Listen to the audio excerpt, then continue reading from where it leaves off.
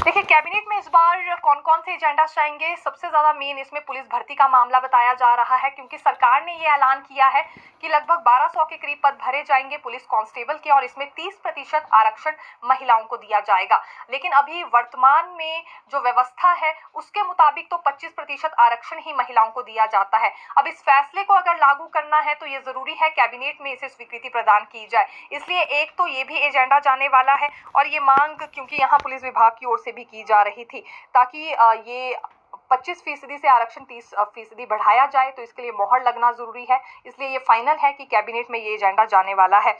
और शीतकालीन सत्र से पहले देखिए यहाँ पर जरूर हो सकती है। टीजीटी और जेबीटी बैच वाइज भर्ती में अब आना चाहेंगे, क्योंकि नया अड़ंगा इसमें आ गया है। दरअसल प्रारंभिक शिक्षा विभाग ने अभी देखिए जेबीटी और टीजीटी की भी ये काउंसलिंग पूरी कर ली है। लगभग 1161 पदों पर जेबीटी की काउंसलिंग पूरी हुई है, और टीजीटी की 898 पदों पर काउंसलिंग पूरी कर ली गई है, और कंसोलिडेटेड लिस्ट भी इसके लिए बन रही है, जिसके बाद नियुक्तियां होनी है।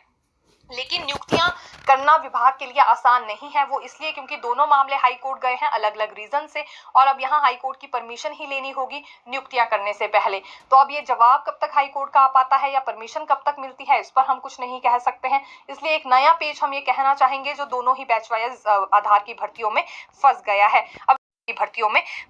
है। अब शास्त्री भर्ती की भी अगर बात करें तो 194 पदों पर ये भर्ती होनी है, और भर्ती शुरू होने से पहले ही मामला देखिए हाईकोर्ट पहुंच गया, क्योंकि इसमें शास्त्री अभ्यर्थियों की ओर से ये कहा जा रहा है कि बीएड को क्यों पात्रता दी गई है।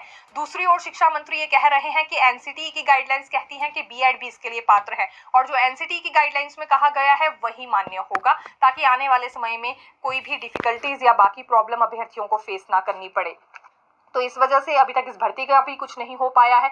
और दूसरी ओर शिक्षा मंत्री ने ये भी निर्देश जारी कर दिए हैं कि तय सीमा के भीतर ये भर्तियां की जाए। लेकिन ये संभव कैसे है जब हाईकोर्ट में मामले चल रहे हैं? पहले वहां से परमिशन लेना जरूरी होगा, फिर ही विभाग की ओर से शास्त्री भर्ती में भी प्रक्रिया शुरू की जा सकती है। और जो नियुक्तियां देने की बात है टीजीटी और जेबीटी में, ये भी तभी संभव है जब हाईकोर्ट की ओर से कोई जवाब मिलेगा।